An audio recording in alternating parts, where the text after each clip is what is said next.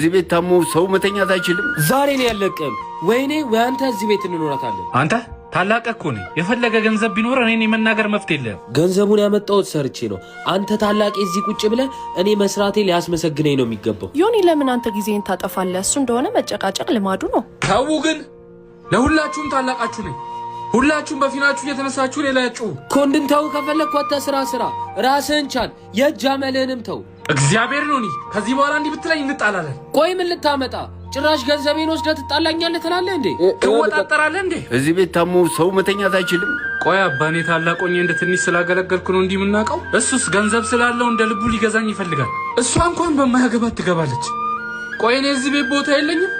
አባ እኔ ካም በኋላ እዚህ ቤት እንድመጣ ከፈለክ የወሰደብኝን ገንዘብ አስመልስልኝ።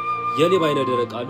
አያ አባ ሌባ ሲለኝ መሳቢያ ውስጥ ያስቀመጥከውን ብር ነው። አዎ አባ እሱ ነው የወሰደብኝ። እና ከሱ ውጪ ማን ይሆናል? እኔ እኮ አንስቼ አስቀምጬልሃለሁ።